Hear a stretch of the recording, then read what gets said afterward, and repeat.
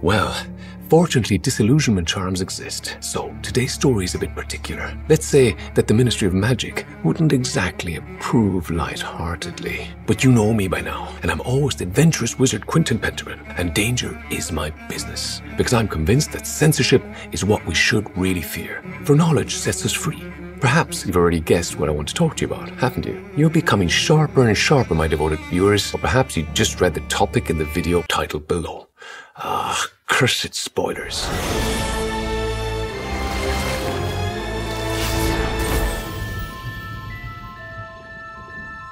Who entered the recording studio without permission? Wait, what? Quentin Penterman, is that you? There is a theory, a dark and forbidden one, about how three brothers created some of the most powerful and dangerous curses, the unforgivable curses. But let's start at the beginning. Three brothers were once traveling along a lonely road at twilight when they reached a river too dangerous to cross. Using their magic, they created a bridge, but before they could pass, death appeared. Feeling cheated, since travelers would usually drown there, cunningly, he pretended to reward them for their cleverness. The oldest brother asked for a powerful wand, so death gave him one made from an elder tree. The second brother asked for the ability to bring back the dead, and death offered him a stone from the river. The humble third brother asked for something to avoid death, and was given death's own cloak of invisibility. Believed to have been written by Beadle the Bard, a wizard from the 15th century, the tale of the three brothers was published as part of a collection of his works. There are two main theories about the origins of the Deathly Hallows.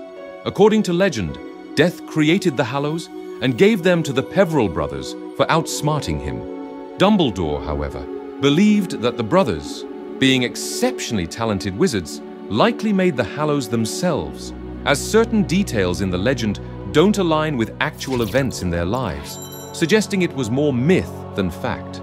But how does this famous folk tale, according to many theories, relate to the unforgivable curses? Antioch Peverell, the eldest brother, was renowned as the first owner of the legendary Elder Wand. Fierce and combative, Antioch was a master of conjuration, an advanced form of transfiguration that allowed him to create objects from thin air. Though Antioch was a skilled duelist and master of martial magic, he wasn't content with his abilities. So, when given the chance, he sought the Elder Wand, a magical artifact renowned for performing feats out of reach for even the most powerful wizards, like repairing a broken wand beyond normal means. However, according to a theory, the true power of the Elder Wand didn't lie in the wand itself, but in the spells it cast.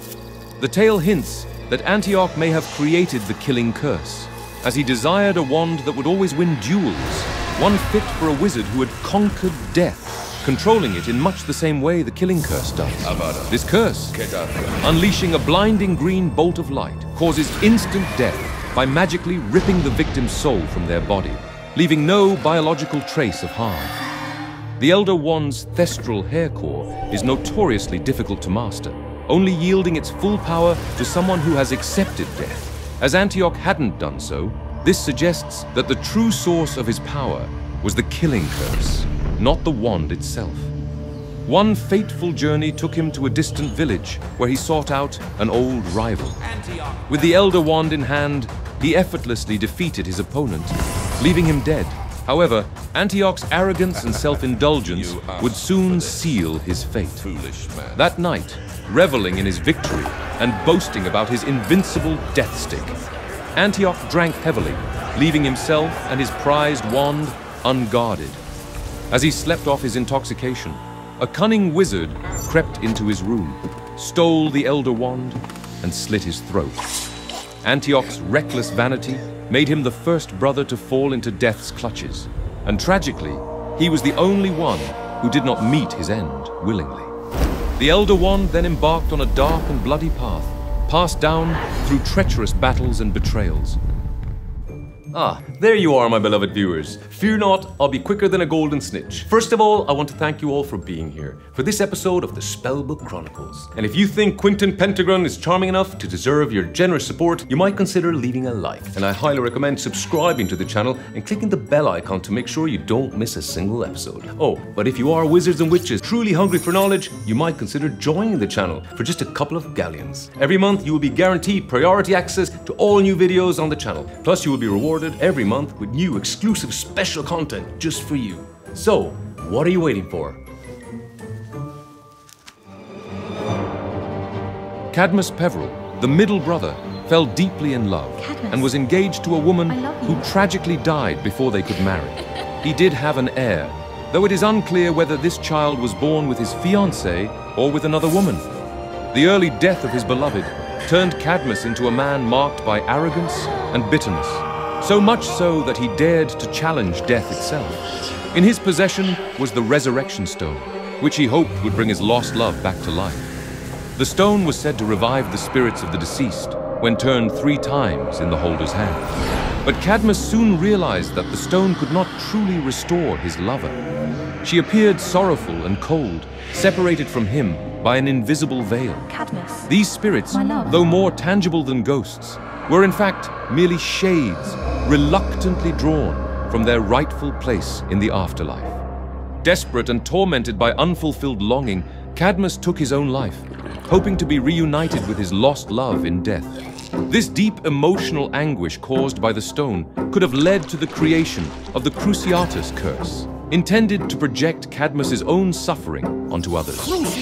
This curse, notorious for inflicting unbearable, excruciating pain, requires the caster to have a profound desire to inflict suffering, channeling their own negative emotions into the torment of their victim. It manifests as a physical sensation of bones burning and minds being torn apart. Just as the wizard wanted his torment to end, the curse's victims often long for relief, even if it means death, which ties back to the way Cadmus ultimately succumbed to his own pain. The Resurrection Stone was later set into a ring, passed down through the Peverell family, and eventually to the Gaunt family. Little is known about Ignotus Peverell, the youngest and most humble of the 3 brothers. Unlike his siblings, Ignotus did not seek to gain power or fame. Instead, he asked for a means to evade death, resulting in the creation of the Cloak of Invisibility. This remarkable hallow granted its wearer absolute concealment, ensuring they remained hidden from all but the most determined seekers. Unlike ordinary invisibility cloaks, it resisted wear and tear, remaining impervious to spells and curses, except those aimed directly at its wearer. Ignotus led a peaceful and joyful life, quite different from his brother's turbulent existences. He lived to the age of 76, free from conflicts and worries, and enjoyed a fulfilling life with his family. When he finally welcomed death on the 19th of May, 1292, he did so with no regrets.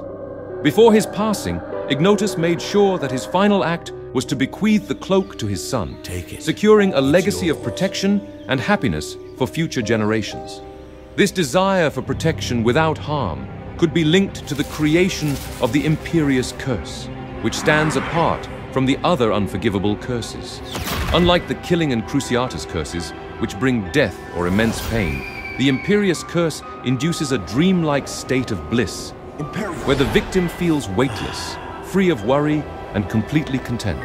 In this trance, the person becomes highly susceptible to control, as their sense of responsibility and moral judgment fades away, making them easy to manipulate.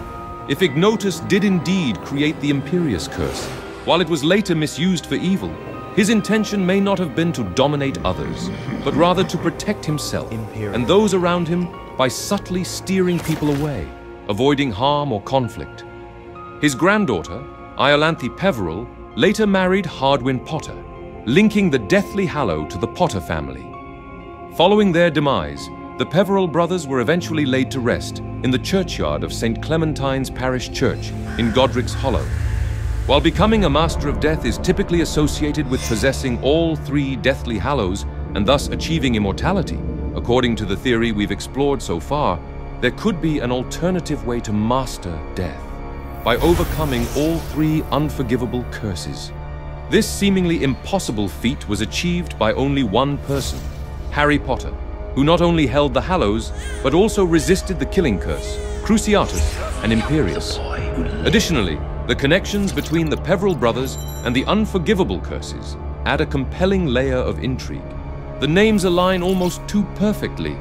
Avada Kedavra with Antioch, Cruciatus with Cadmus, and Imperius with Ignotus. This idea is even extended to the so-called 4th unforgivable curse, Sectum Sempra, which mirrors the initials of its creator, Severus Snape. These parallels hint at a deeper symbolic link between the brothers and the dark magic they're tied to, further weaving together the themes of power and legacy within the wizarding world. Hello to all of you, dear viewers. My name is Genevieve Stewart, and it is with great regret that, as a representative of the British and American Ministry of Magic, I announce that the renowned wizard Quentin Pendragon, host of the program The Spellbook Chronicles, is unable to appear in the studio due to some ongoing investigations against him. I also wish to apologize on behalf of Pendragon, the broadcasting company, and the ministry for the transmission of this last episode, which, due to sensitive and illicit themes, was obviously not scheduled. Thank you for your understanding, and in the hope that the broadcasting of the Spellbook Chronicles can resume its normal course as soon as possible, I wish all viewers a good day.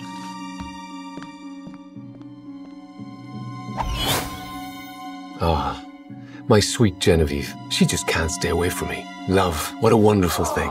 But you, my dear viewers, don't let these little bureaucratic complications discourage you. Knowledge is the key to open the doors of magic, and I am here to share every nuance with you, even those considered forbidden. From Quentin Pendragon, your charming adventure wizard, that's all for today. And if the ministry thinks they can stop me, they're terribly mistaken, because the magic will continue with new mysteries, new secrets, and new forbidden spells, always in the next episode of the Spellbook Chronicles.